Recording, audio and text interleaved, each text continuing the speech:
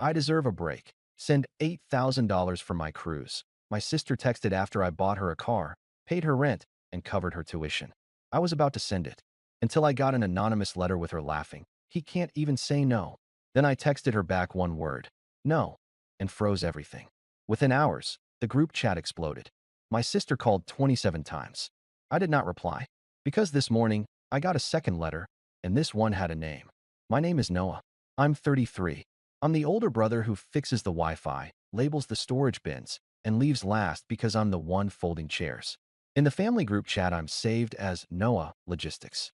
I own a dented hatchback, 2 toolboxes, and a spreadsheet that has more colors than a kindergarten classroom. I run at 6 a.m. because I like finishing something before anyone needs me. People say I'm steady, dependable. Background. My sister, Lila, is 29 and lives like there's always a camera. Mom says she's building a brand, the way other moms say finishing grad school. Lila knows her angles and talks in affirmations. Beige quotes with her initials at the bottom. New jackets that never look warm. She calls stress the work of transformation and naps non-negotiable healing. If you ask my dad about me, he says, Noah is solid. If you ask about Lila, he lights up. Lila is special. That's our family's story. Gold child, concrete child. Last Sunday, we had a simple dinner that accidentally grew. It always grows. Mom asked everyone to share one intention for Q4. Dad played music too loud from a tiny speaker. Aunt Patrice arrived with her famous cheesecake and no serving knife. I found a knife. I wiped the counters. I fixed the toaster. Lila came late, breezed in with a scarf like a banner, and kissed Mom's cheek. Everyone breathe in abundance, she said, half joking, half serious.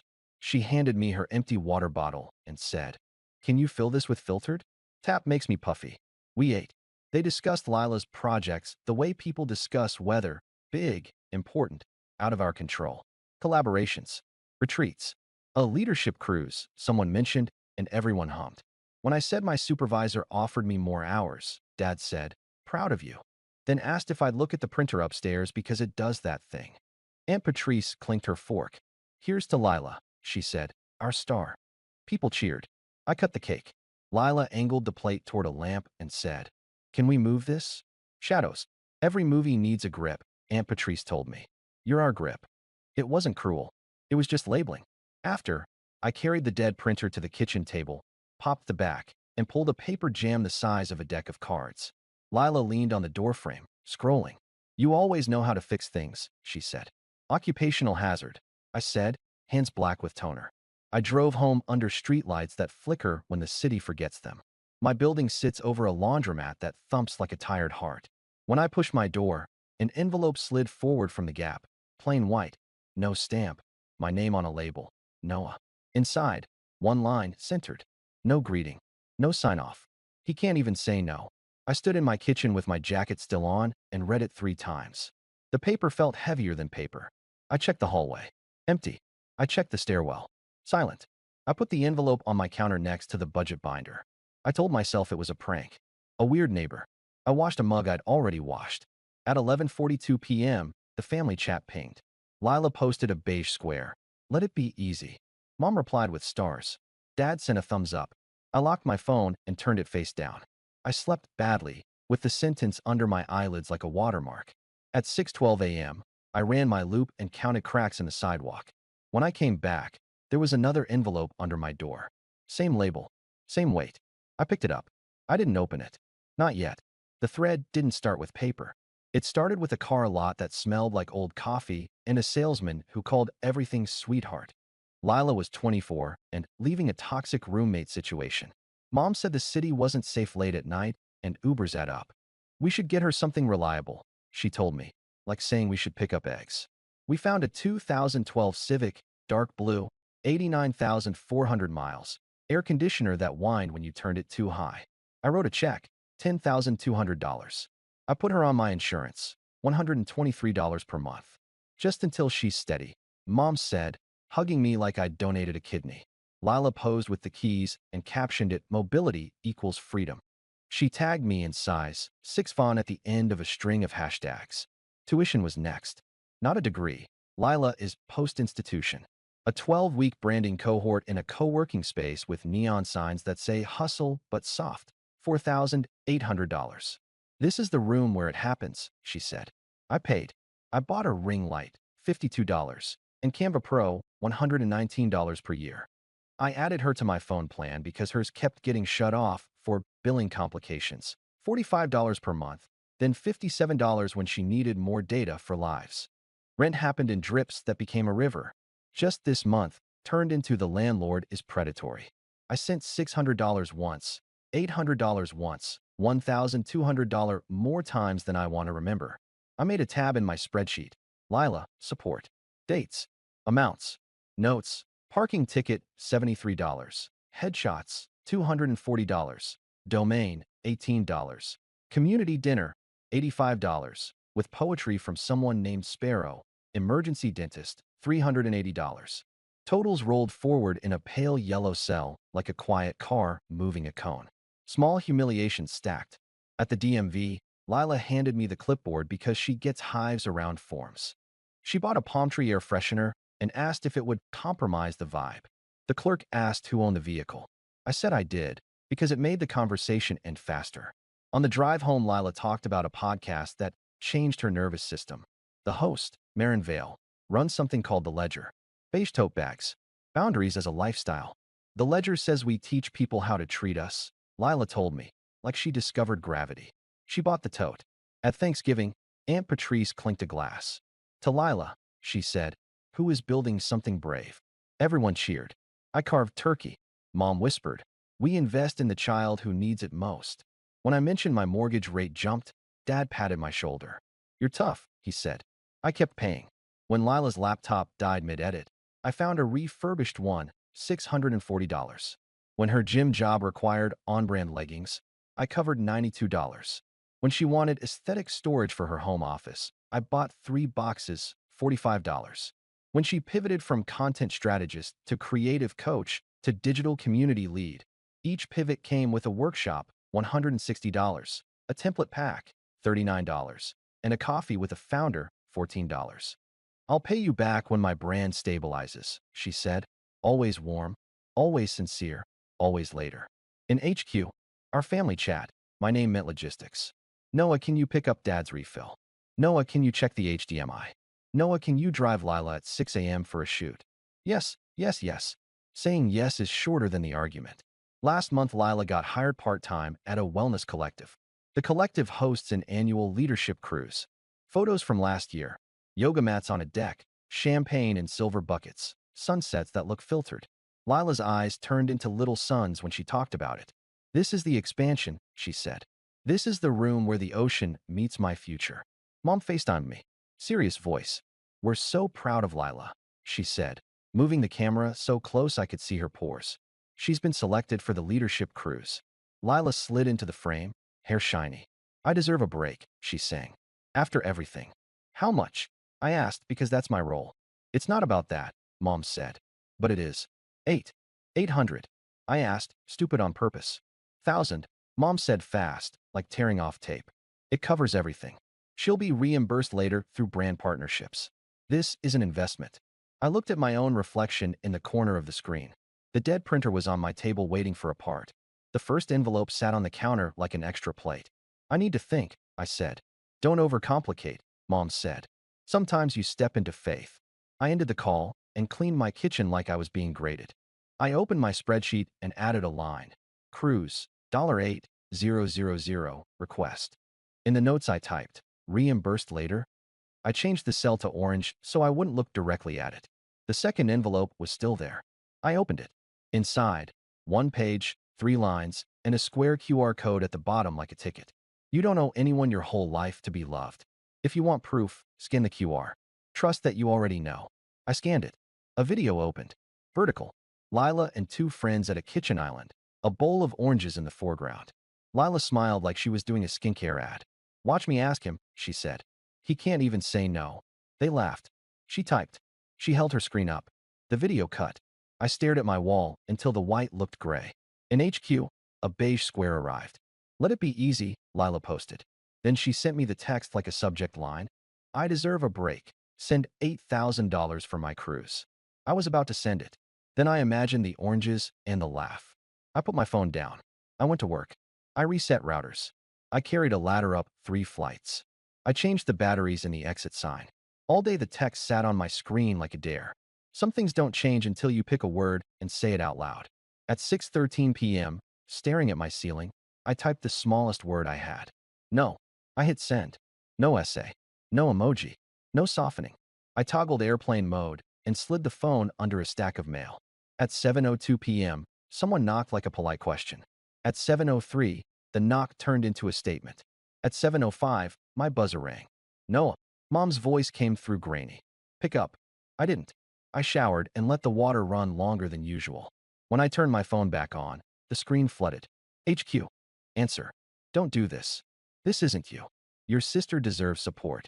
We will pay you back when her brand stabilizes. Where's your faith? Lila separately, hello? 8 isn't even that much for you. Stop being dramatic. Send it. Early rate ends tonight. I didn't reply. The next night was Dad's union retirement party in the church hall. Folding chairs, sheet cake, balloons hitting ceiling tiles, microphone that whistles. The worst place to do a big thing, which is always where big things happen in our family. I brought the slideshow and the HDMI they didn't have. I taped down cords. I tried to be furniture. Lila beelined, lashes perfect. You're being cruel, she said. This is an expansion for me, and you're stuck in scarcity. Mom appeared. We asked for one thing, she said. Why are you making this about you? You never push back. You're scaring me. Aunt Patrice hovered, scented like hairspray and news. I looked at them and felt something click into place like a seat belt finally engaged. This isn't about revenge, I said. This is about closure.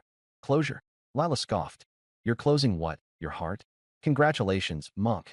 I'm closing the revolving door where I fund your feelings, I said. I'm closing autopays I never agreed to. I'm closing the assumption that my peace is a fair trade for your plans. Mom's face went cold.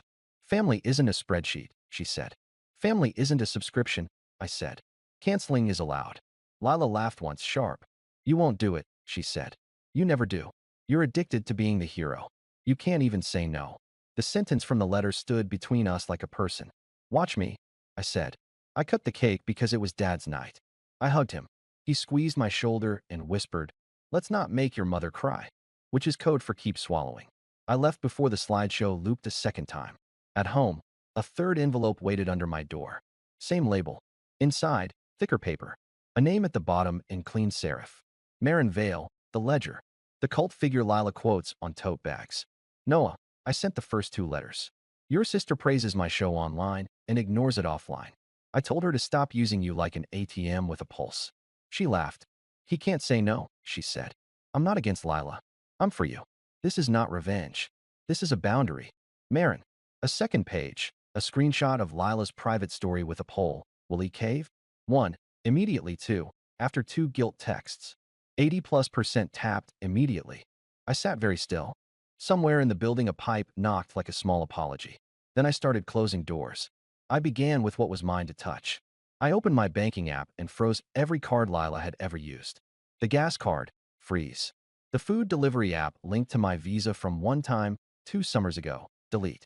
The vitamins subscription that kept auto-shipping to her door, canceled. I removed her line from my phone plan. The carrier asked, reason? I typed, rebalancing. I changed my PIN. I moved savings to a different bank. I turned off Zelle. I set 2-factor to codes only I can see. Then I texted Lila one word again, because repetition teaches. No. At 9:12 a.m., HQ lit up. Noah, this is alarming. Are you okay? Send the 8, and we'll process later. Do not make a scene. This is not the day. At 9:16, Lila started calling. She called 27 times. I watched the number climb and didn't pick up. I put the phone in a drawer so it stopped being the loudest thing in the room. At noon, an unknown number. We should talk. MV. Then, Marin Vale. Then, public place. Your choice. I picked a coffee shop with 2 bright lights and music that doesn't know what it wants. Marin arrived in a black coat and sneakers that looked fast. She sat, phone face down. I'm sorry to do it like this, she said. Same voice as the podcast, no microphone smile. Lila idolizes my brand and ignores my content. She quotes me to ask for money. She made you a bit. She'll hate you, I said. She already does, Marin said. She said I'm jealous. I'm not. I'm concerned. Quiet people like you collapse quietly. She slid a small envelope across the table. Inside. A printed screenshot of the poll and a transcript of a voice note. Noah is obsessed with being useful. He'll pay. He always pays. My name on paper felt like someone finally spelled it right. I pick one quiet person a month, Marin said.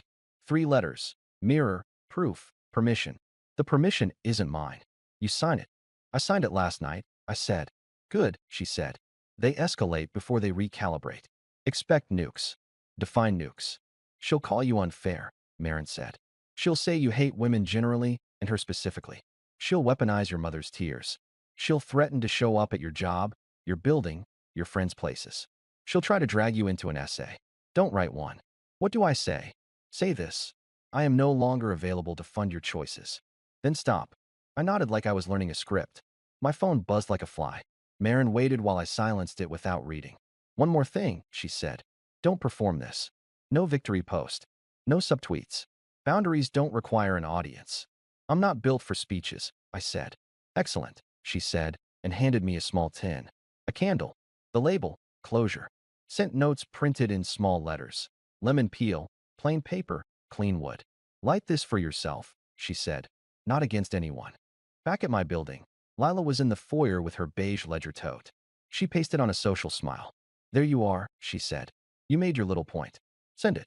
We can move on. I'm not sending the 8, I said. Or the 2. Or the 1. She blinked. You're depriving me of an opportunity. You know I have a sensitive nervous system. You turned me into a pole, I said. She rolled her eyes.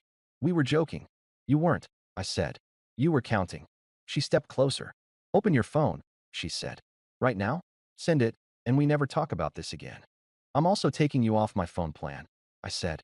It's my plan. You can get your own. Her mouth fell open. You did what? It goes off at midnight, I said. This is unacceptable, she said. I feel unsafe. You feel unfunded, I said. She reached for the tote, like a shield. I don't trust Marin Vale, she snapped. I'm skeptical about how the ledger operates for girls who think saying no makes them spiritual. She wrote to me. I said. A crack ran across her face. She what? She sent the letters, I said. With my name. With yours. With the poll. She would never, Lila said. She's a feminist. She's a person who believes in budgets, I said. You followed the brand and skipped the content. For a second, Lila looked 12 again, the age when she'd cry because her favorite cereal was gone and I'd bike to the bodega. Then the armor slid back on. You're dead to me, she said. And to Mom. And to Dad. We will tell everyone what you're like. Tell them, I said. She jabbed the elevator button 6 times. Took the stairs when it didn't come fast enough. Footsteps echoing. Silence. That night Mom left 3 voicemails. The first was crying. The second was anger. The third was calm like a hostage negotiator. If you refuse to participate in this family, we will go on without you, she said. Consider the consequences.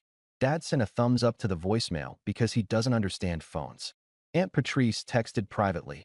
I get it, she wrote. But maybe send half? For optics. No. I cooked rice and an egg, added kimchi, and ate at my table while the machines downstairs turned. I booked a therapist for Tuesday. I put my phone in the bowl with my keys. I slept. In the new group chat, Mom accidentally added me to before removing me. She wrote, should we show up at his job? Lila, bad optics. I'll cry in his lobby. Aunt Patrice, good optics. Tasha, Lila's friend, forwarded the screenshots to me with, you didn't see this from me. Also low-key, Marin is a legend. I locked my door. Saturday at 7:40 a.m., Lila knocked for 8 minutes and 40 seconds. I know because I timed it, so I wouldn't exaggerate later. Open up, she said. We're talking like adults. I didn't. You embarrassed me, she texted through the door. I told people you were generous. Do you know how that makes me look? I didn't answer. Monday, my paycheck landed. I moved money into a category called health that I always kept at 0 because it felt indulgent. I bought a better pillow. 3 pairs of matching socks. I meal prepped not from fear, but from future kindness. I took the long way home because the air smelled like bread from the bakery that starts too early. Wednesday, Lila posted a black screen. Some people only love you when you're small. She added her Venmo and a link to a wish list. Packing cubes, magnesium gummies, a glossy suitcase that would look good in a port photo. People sent $5 in hearts. I didn't need to be the comments. The cruise dates came and went. Lila posted from a friend's yard with a kiddie pool and a ring light. Caption, create the life you want. I hope she does.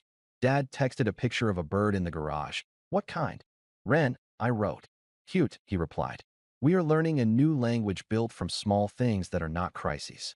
I lit Marin's candle one night. Lemon and paper. The room smelled like a new notebook. I wrote 3 lines in my notes app for me, not for the internet. 1. I am not a wallet with a face. 2. I am allowed to be boring. 3. This isn't revenge. It's closure. The next week, Lila got her own phone plan. She texted the number, FYI. I wrote back, proud of you. No reply. That was fine. Pride doesn't demand a screenshot. It's quiet now, not lonely. The group chat pings less. The world didn't end when I used a small word. My days have air where panic used to live. I eat breakfast at a table instead of in a car. I take a bike repair class on Thursdays and fix my own brake cable. I call my friend Malik and we talk about movies that cost $4.99 to rent. The laundromat hum below me feels like a neighbor, not a warning. Mom still sends beige guilt bombs. I mute them. Dad forwards memes he doesn't understand. I send one back. He replies, LOL. Then, what's LOL? We are building something small and workable. Lila hasn't apologized. She might never. She launched a series called Budgeting for Dreamers, where she says, track what you treasure. People clap in the comments. I don't need to be the comments. Sometimes she texts logistics I used to handle. How do I change my insurance address? What is a deductible? If I have bandwidth, I answer. If I don't, I don't. Once she wrote, I hate you mid-spiral, then ignore. I ignored. 2 days later, got my own plan. I sent, proud. It fit. I kept the envelopes in a drawer. Not a shrine. Evidence I needed. Sometimes I read the line that started it. He can't even say no, and it feels like an old ID with the wrong address. I can say no. I can also say yes. The difference is that now I choose. This isn't about revenge. This is about closure. I said it in a church hall with balloons and a cheap mic. It's still true in my kitchen with a humming fridge. Closure isn't cinematic. It's boring and sturdy. It looks like turning off autopay. It sounds like a phone that doesn't buzz for a while. Here's my rule now. I am not a budget line in someone else's plan. Love isn't debt. Support isn't a standing order. Boundaries aren't punishment. They're a map I can read in the dark. If someone asks me to trade my peace for their convenience, I'll reach for the word that saved me and say it. No. Then I'll make dinner, water the plant, and go to bed on a better pillow. I won't drain myself to keep a room warm. I won't be in walking wallet. I won't let solid mean invisible. I deserve a life that fits. And this, quiet, simple, chosen does.